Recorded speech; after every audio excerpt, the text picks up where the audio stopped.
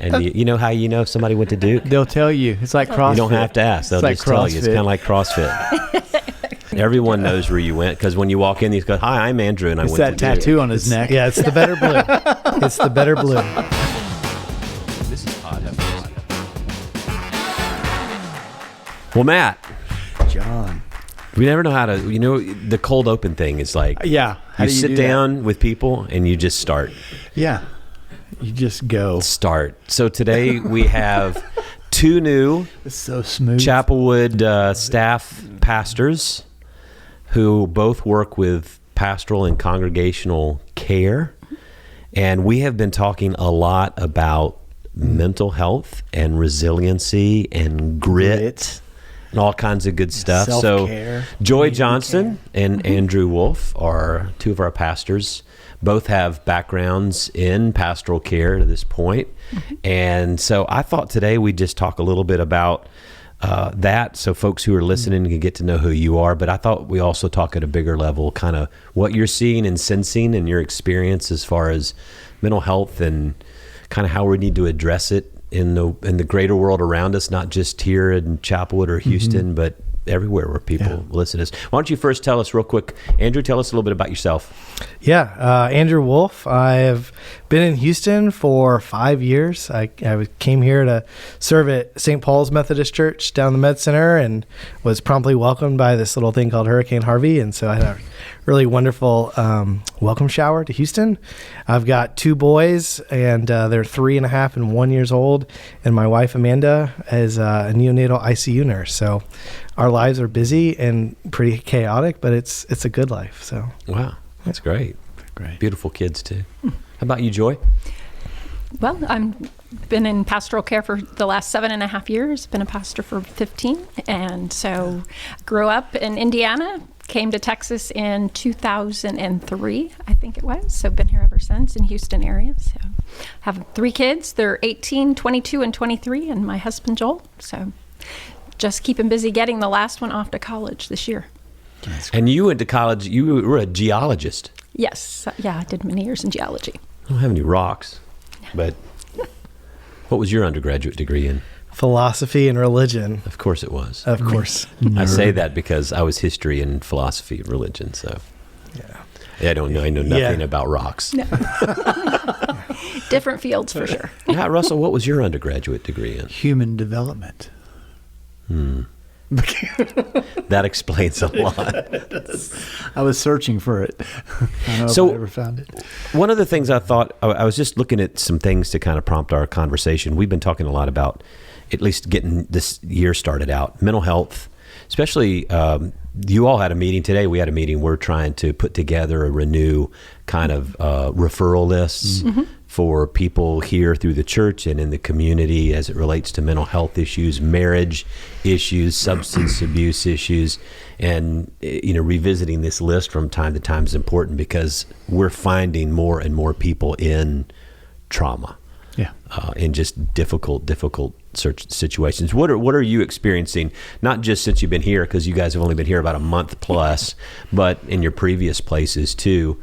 Have you noticed, like, is it in the past couple of years? Does it seem like there's more mental health, trauma, struggle, anxiety, depression, substance abuse, relationship, or what do you experience? Absolutely. In my last church, we, especially amongst young people, lots of teenagers and college-age students really struggling with a lot of mental health issues in terms of extreme anxiety that was, you know, probably there a little bit before COVID, but with the shutdown, it really exacerbated that because they were away, you know, isolated from one another. Then they got more into their phone and social media, which made everything worse. So high rates of anxiety, depression, suicide.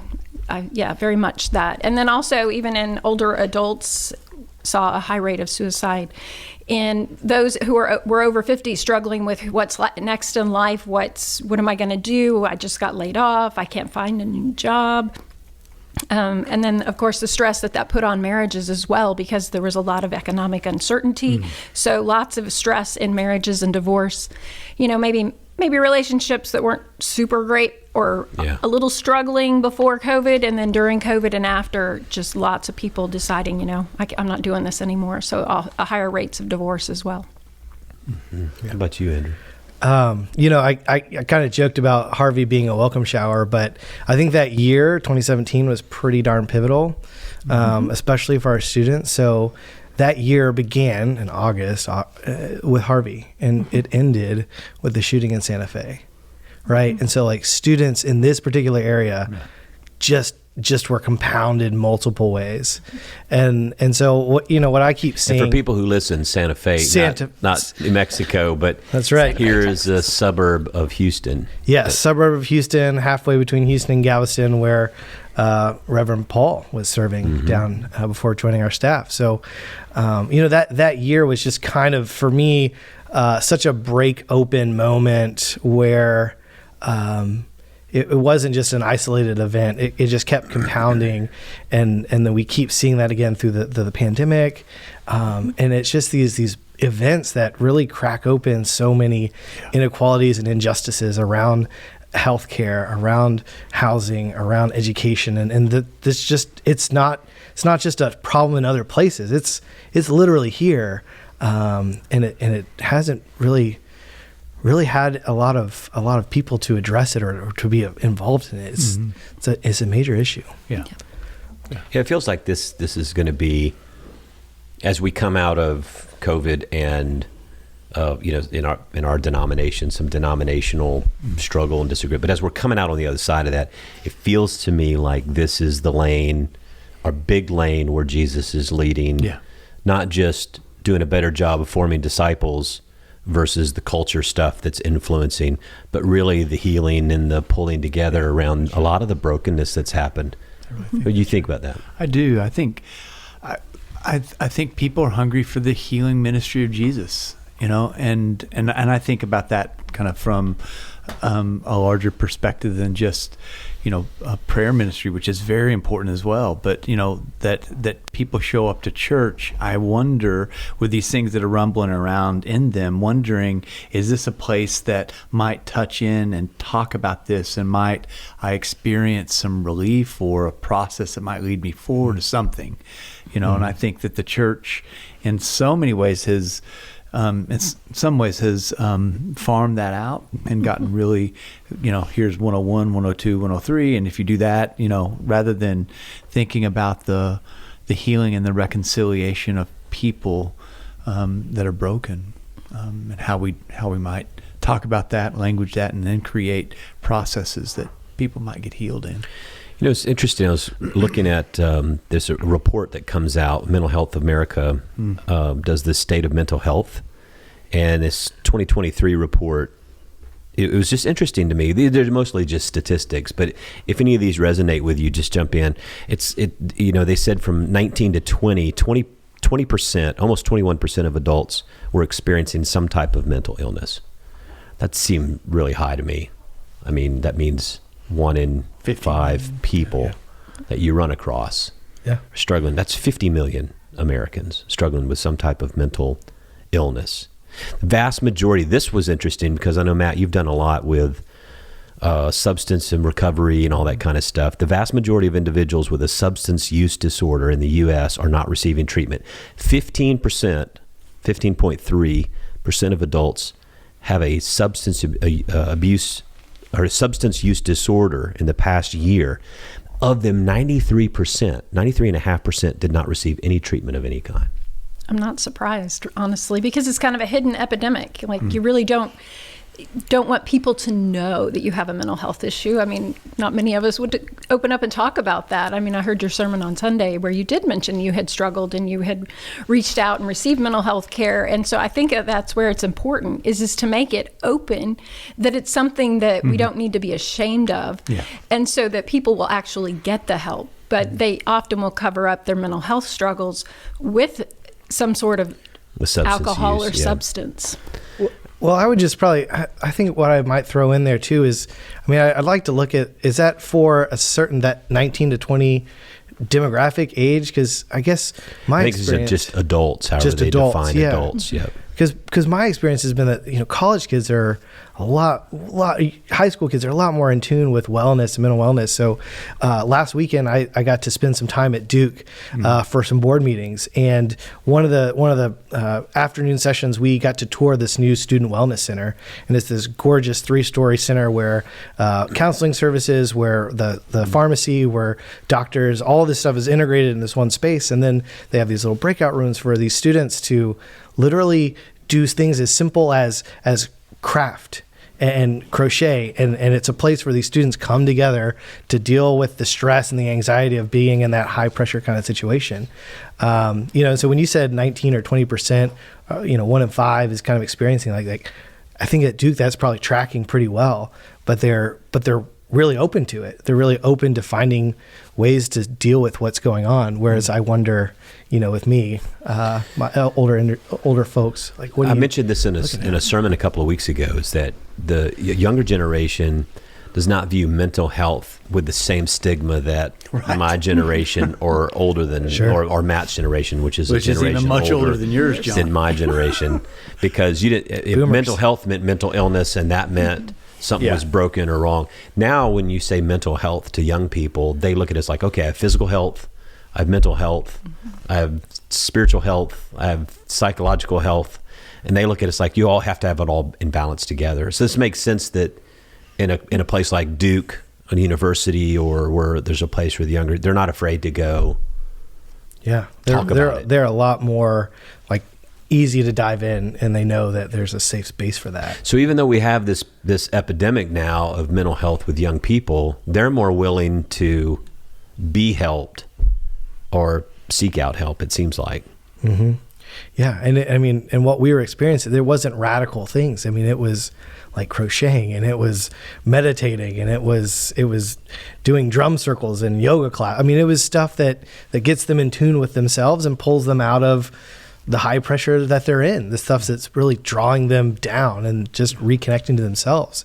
Yeah, I wonder if mental illness or having a mental health issue is really about a dislocation and a separation from oneself, and then an isolation based on that. If mental health could also be seen as a reconnection, and I wonder if the antidote to most of our mental maladies and our physical, spiritual maladies is about connection, is the antidote. And I think that's where the church has a lot to say and a lot to offer, if we can do that in a way that's salutary to people that are struggling, where it doesn't feel like I have to get my stuff cleaned up and then I'll show up, right? No, this is a place you get your stuff cleaned up. Come on, you know.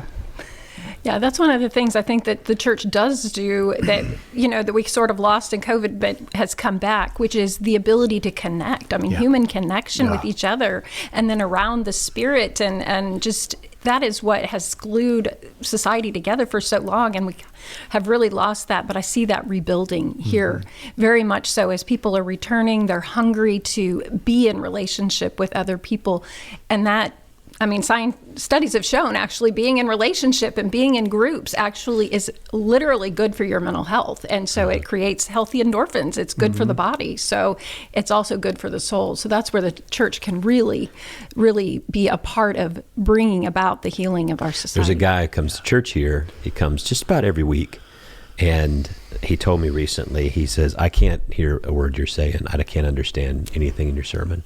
He goes, I go home, and at 4 o'clock or 3 o'clock, when it shows up on YouTube, I watch it with closed caption, and then I can understand what it was that you said. And I was like, yeah, but you're here every week. He goes, I wouldn't miss this. He goes, I just want to be here in the room and be with the people and be in the experience. I'm like, he's coming, and he doesn't know what in the world I'm saying. He goes home later to figure it out.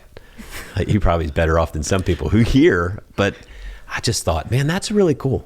Yeah. He just wants to be in the room. That's beautiful. Yeah. I think one of the things for me, like tying this into the sacraments, right, is when we do communion together, we say, do this in remembrance of me, right? And that word is like to literally remember, to put the dislocated members of ourselves back together in this meal around this table all together.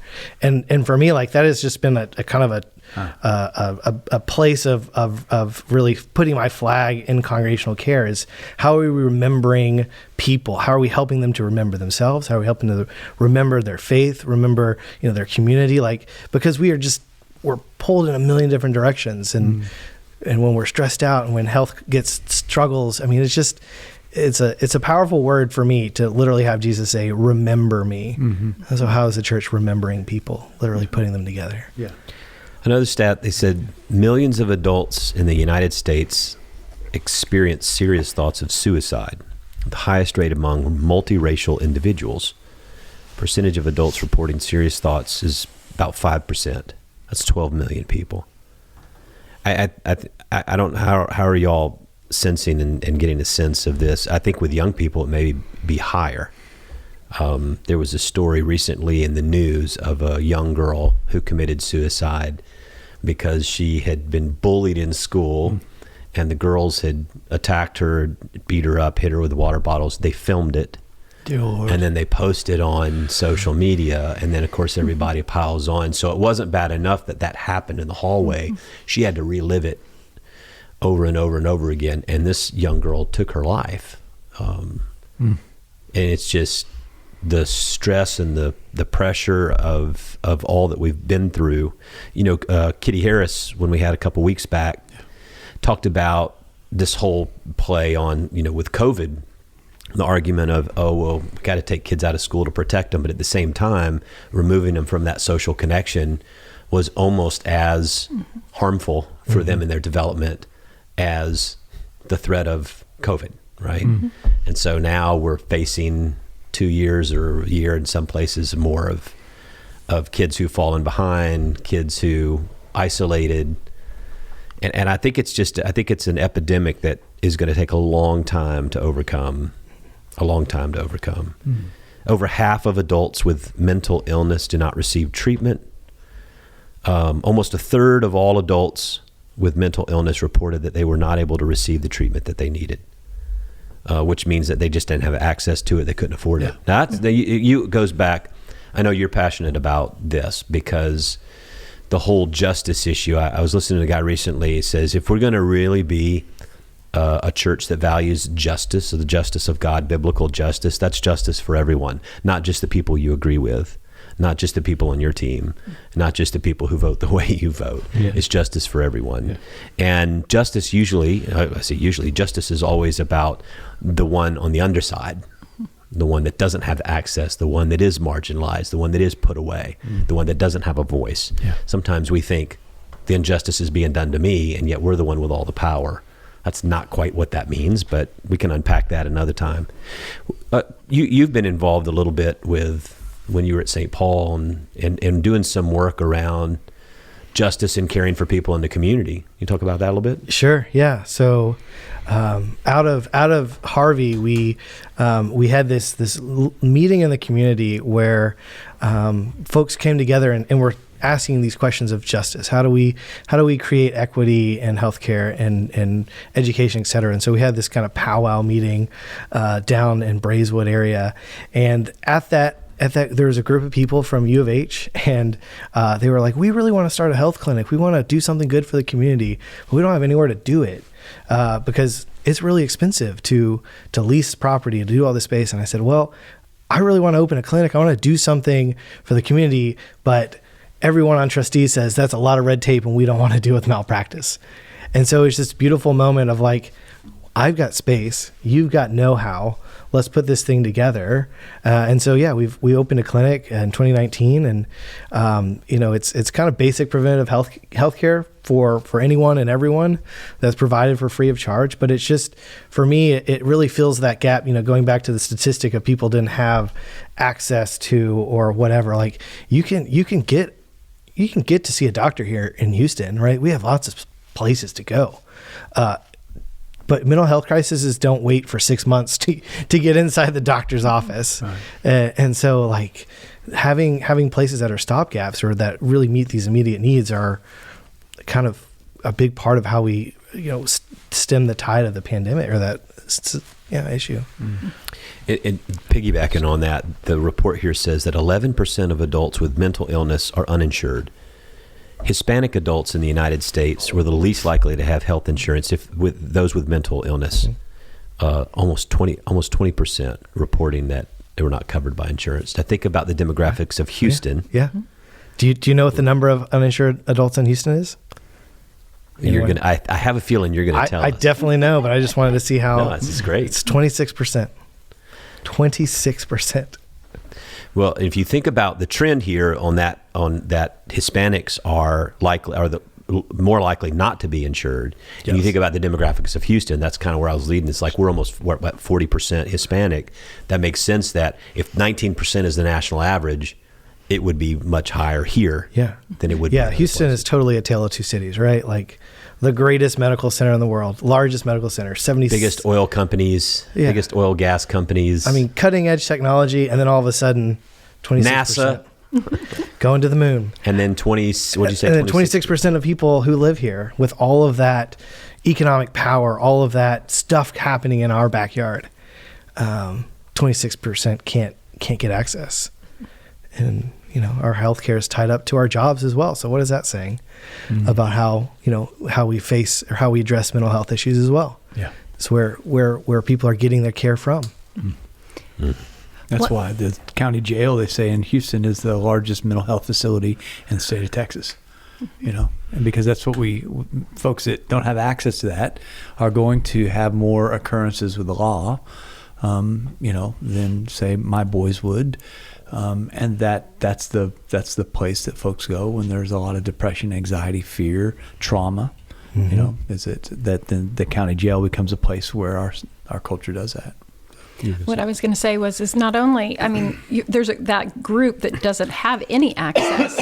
What I've encountered in my last church was we had a large group of people who had insurance, had economics, but didn't have access to it, especially women who were in they were suffering from economic abuse, which is where their spouse controlled all the money. They didn't work, they stayed home, but they really needed mental health care to the point of maybe they were even, domestic violence was a real issue. And so one of the things that I worked on there was making sure that I could get them access to mental health care that didn't show up on their insurance, didn't show up on their credit card. And so, and that they could afford it because they had no money, even though they might have lived in a very nice home with a spouse who had lots of money, but they had no access to it. So that is also a challenge that people face, which is even when you don't fit the list of people who could maybe get access to some free mental health care, but it is out there and we can help you find it if you need it. Yeah. And that's one of the things we're talking about, really, really refining the resource package and sheet, of especially here in Houston.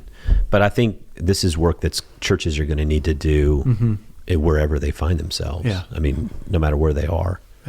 One of the interesting stats that I read a book a while ago called Deaths of Despair, where the U.S. mortality rate started to increase midlife and about 22. And it went from about 57%, it was kind of going down, and then it's like gone up over 300. And those deaths are deaths from alcohol, from suicide, and there's one other factor in that. Oh, and drug overdose. Right, and that has, like in 22, I think in 21, there was over 100,000 deaths to overdose alone, just for drug overdose, and I think that there's these and middle class white guys are the fastest growing folks that are committing suicide in the U.S.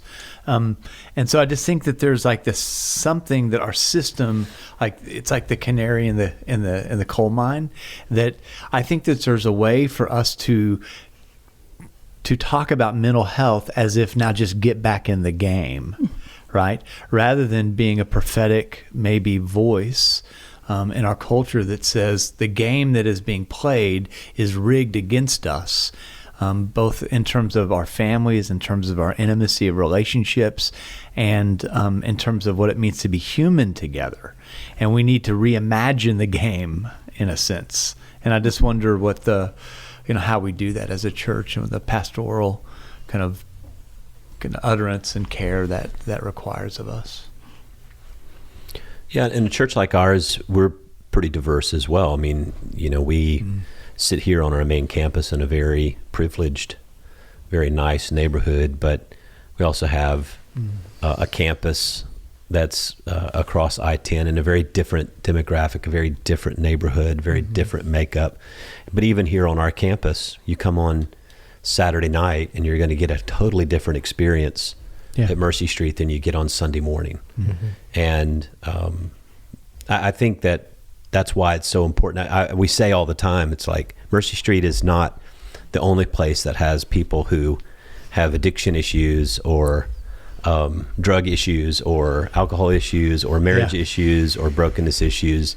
They're all on Sunday morning too. They just look different, and they may not be as honest about it. Yeah. That's probably true in every church. Yeah. You put on a good face. Yeah. Or there's levels of places that those things will take us. What I'm finding at Mercy Street is that some of those levels have taken folks to what's called the bottom, that they've, it's the country western song gone bad, they've gone all the way there. But on Sunday mornings, there's a sense in which you can mitigate that some more, but people really are in the desire not to hide that. They want to talk about that. I think they're trying to figure out where can those conversations happen and relationships break out, is what I found.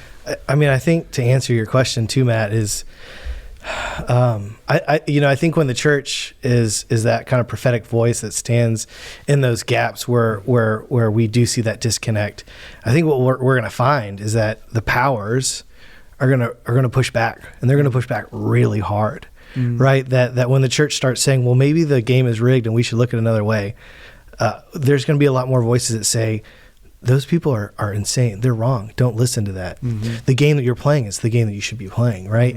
And so I think for the church, if we're going to engage that, like it's not just a long haul, but it's like a core value, right? It's something deep to who we have to be. Otherwise, we're just, we're incongruent with our witness to the world. Right. And that's like what we're talking about with spiritual development and care and discipleship around here. It's not just about like having a spiritual epidural against the pain, right? It really is about being able to reimagine my place within the world and how I might live in this world as Christ, as my guide and follower and master and savior, and walk in a way that is going to, I think, bear witness to a different way of being, maybe called the kingdom of God. I don't know. I think too, in our, we talk a lot about children and young people around health issues. We saw this particularly in the pandemic when our food pantry at Gessner, was the third largest distribution site in the Houston Food Bank area, like 16 counties or something like that. And to see the families that are coming through, and to see that, okay, these young children who are disadvantaged are also not going to school, which means if they're in a school that provides a free lunch or free breakfast program, they're not receiving that. So the school districts were trying to hustle to figure out how to provide that for families outside of the schools. That was not always effective and didn't work well. And then they didn't have the capacity when they're not in school that maybe someone who was wealthier could hire a tutor on Zoom, or like I know of a couple of families, which was great. And I think my daughter helped kind of supervise. These kids would meet together and have class in someone's home. They were socializing, they were together. And, these parents were paying someone to come watch them do that, even though the parents were there at the house. Not judging, I'm just saying, sounds great.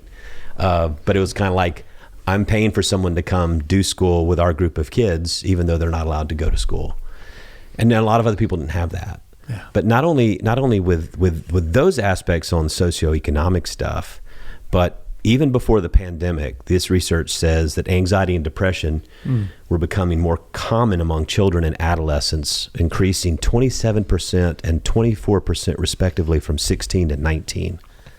And by 2020, 9% of the kids had been diagnosed with anxiety problems, 4% diagnosed with depression. We're talking about children. And 5 million kids also experienced behavior and conduct problems in 2020, a 21% increase from the previous year. Well, that makes sense. 2020. Yeah. Big time. And I think that what this one particular resource says, that despite, even in the midst of all those increases in need, the use of mental health care among children did not increase at all over a 5-year period.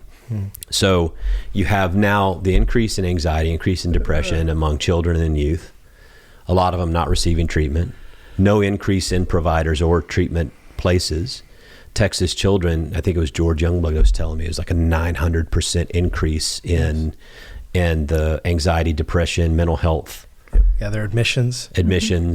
Or whatever they call it, reporting. And I'm just thinking to myself, man, this is it's bigger than you think. Yes. If you think, oh, it's overplayed or whatever, you're wrong. Yeah. It's real. It's out there. It may not be affecting like you and your immediate circle, but it's big, and it's going to have. It's just like anything on a. If you think about synergy, if we don't participate in helping to solve this, we're going to pay. All of us are going to pay. It's going to impact all of us. Yeah. And I kind of wonder like what Jesus would do if we just kind of ran the clock out and we just said, okay, let's hold some programs or something as a church. And we don't say, wait a minute, that like people are dying because there's something wrong. Something's happening that's wrong. and maybe a weekend retreat is part of it. It's not the answer. Like, how do we engage with students and families and folks that when they show up are barely hanging on, right? And need more than chicken soup for the soul or something. All right, so let me just ask this kind of question. So we've seen at Chapelwood, and I think we're not the only ones, churches, I think everywhere are seeing a lot of young families coming to church. Yeah. A lot of young families joining church. Do you think it's connected to this? Yeah. Yeah, I do. Yeah, John. I haven't thought of it that directly, but like, I had put a lot of my cookies in the pot or in the jar of like the cultural dysfunction, the political divisions and everything, and people wanted something different, and so they were attracted maybe to our church because we're kind of countering that whole thing. Yeah. In the way we're doing what we're doing. Yeah, but the more I think about it, it's like it's not just us. I think this is happening in a lot of churches. I'm hearing this, that a lot of young families are coming. And I'm just wondering if this mental health crisis, depression, anxiety, if they're now seeing this manifestation in their children and they're flailing like, where do I go? Where do I get help? And I think this hypothesis, I don't know. We may not know for years.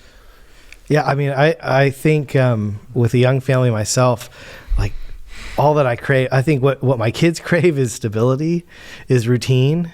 And I think that maybe what families are looking at when they see the church, maybe they think, all right, it's kind of an old-fashioned, maybe slightly dysfunctional institution, but it's still around. Maybe it'll provide us some stability, right? Yeah. Maybe it's got something still left in the gas tank, because we had 6 baptisms this Sunday. 7. Who's counting? I had to do them.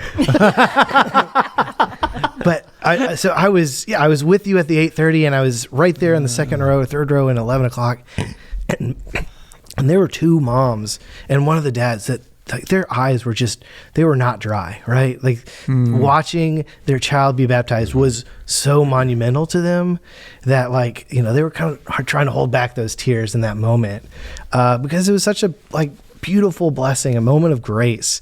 And so maybe that is like these families are looking for that stability, looking for that structure, and then, oh wow, God's grace showed up. And it's kind of hard to hold that in, like to ignore that. I mean, it's sacramental. God's grace shows up. That's a good line. It's a good way to define the sacrament. I went to Duke. Yes, you did. And you know how you know somebody went to Duke? They'll tell you. It's like CrossFit. You don't have to ask. They'll just tell you. It's kind of like CrossFit. I want to do. John, did I tell you to do CrossFit? Yes, you did tell me you did CrossFit. Yeah. Poor old What if I did CrossFit and went to Duke? I would be insufferable. We have four different seminaries reflected here. I did go to Duke. Right? I taught at Duke. You went to Fuller. I did. Yeah. And we all know where you went. Everyone knows where you went because when you walk in, he's go, "Hi, I'm Andrew," and I It's went that to tattoo on his neck. Yeah, it's the better blue. It's the better blue. And you went to SMU. I went to SMU. I went to Perkins. So, All right. Ponies up, and then I went to Candler at Emory. So, but I do think that what's drawing younger people is that hunger for connection. I mean, even my own kids suffered a lot through COVID and the loss of friendship, and they developed the anxiety and the depression, and I've walked with them through that. I had the ability to get them the mental health care. I was grateful that I recognized they needed it. That's half of it. But what the church today offers is just this place of, I think you're right, of stability that has been lost everywhere else in the world, but especially in Houston, because we had Harvey, then we had COVID and the shutdown. These kids who've grown up in unprecedented times. My kids were like, if I have to go through one more thing that's unprecedented, I'm going to lose my mind. And so they're like, I'm tired of unprecedented.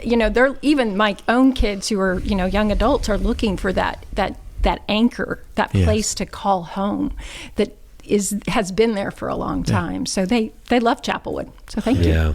Can I say this? I wonder if part of that for me, we don't have family in town, right? There's no grandparents, there's no great grandparents. So it feels like in some ways my wife and I have been soloing this gig for a long time. And I think the church holds out this promise of family that is like what Jesus said, there's this reconstitution of family where when one of my sons shows up, there's other people that go, hey, like a grandparent would, or like an aunt or uncle would, that lives next door or down the street or shows up at a game. It's like there's this sense of you belong more than, and you are more important than just the small cell that is trying to make it through the open sea. And I think partly that's what we are and the promise of what we can become. And I think my family needs this place, right? I mean, it's not just we should go. We should show up. Yeah. I mean, we need this place. Yeah. And that's where you get to the word tribe in a good way, versus the way tribal, which we've talked about, is like your tribe, your people. It'd be great to get back somehow to something or a new version of, all of these children are my children. Yes. When we do the baptismal ritual, what we do here, the way we do it, instead of just following the liturgy, rote, whatever, is we try to make sure everyone knows what each one of these pieces mean. And so when we do the congregational response, it's important to tell the congregation, you're a part of this. Yes. You are helping to make these children disciples by what you do, by what you give, by your attendance, by these are your kids. You being here. So when you read this liturgy that comes from the book, all right, of worship, it's not just words on a page. I want you to know what it is you're saying. That's right. I was one woman years ago, she told me after service, wasn't at this church, she goes, I don't say that. Oh, and gosh. I was like, I'm sorry, what? She goes, that thing that you say at the end, she goes, I don't say that. Why? She goes, because I'm not going to pray for that child. Wow. And if I said that, and I was like, I can't believe you just said that. You can't pray for him one time? Well, I just probably won't pray for him. I'll pray. Okay, fine. But I'm not. It's like, wow. Yeah. Which reminds me, am I praying for those kids? Right? Yeah. I will pray kids, for them our that they kids, will I will become pray for them. disciples who walk in the way. That's what we say. We make that commitment. I will pray for them. You go with your friggin' conviction there, John. Maybe, and again, to counter that horrific experience, the children's department here welcomes my kids with open arms, right? And LM sent me an email Sunday afternoon. She said, look what Warren made for me. Warren's my son. And it was this little heart that was made out of this little what do they call it? Crochet, no, wire, the felt wire. What is it called? the pipe cleaner. Yes, from a guy who doesn't smoke a pipe, obviously. Yes, exactly. But it was so cool, right? He made her this thing, and then she sent it to us, and it was very clear that this is a church that's gonna be praying for my kids. That's going to be showing up for them and making them feel like this is a family. That it's not just up to me and my wife to make it work. Well, my point in telling you the horrible story about the lady was that, when we pray this, we should mean it. Yes. Yeah. At least she was honest enough to say, I'm probably not going to pray for this kid. So, I mean, if you're going to give her any noble, whatever.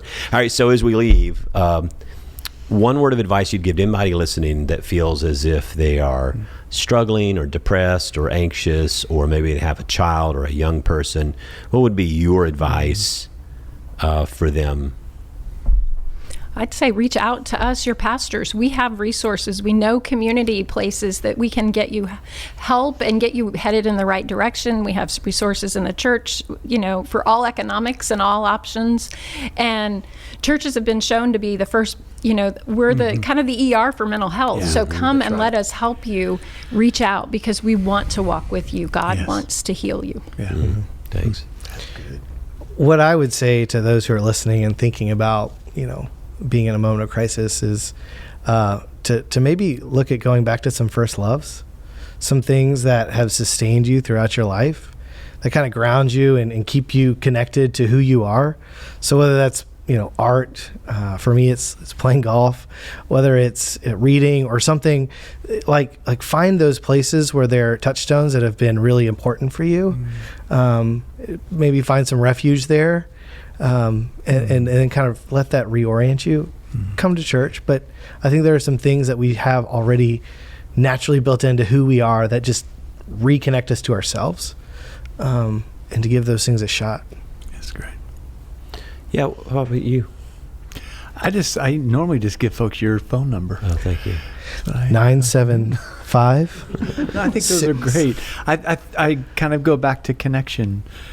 Where can we make connections, and where can those connections kind of reattach us, remember us, help us. So that's my go-to. I'm getting to a place now where I'm unapologetically saying to people, it's time to come back to church. And not from a guilt, not from a shame, but I think we got into this behavior practice of not coming. And so a lot of people watch online. I think it's great, but it's like the story I told of the gentleman earlier. I mean, he comes, he can't hear what I'm saying. He wants to be here.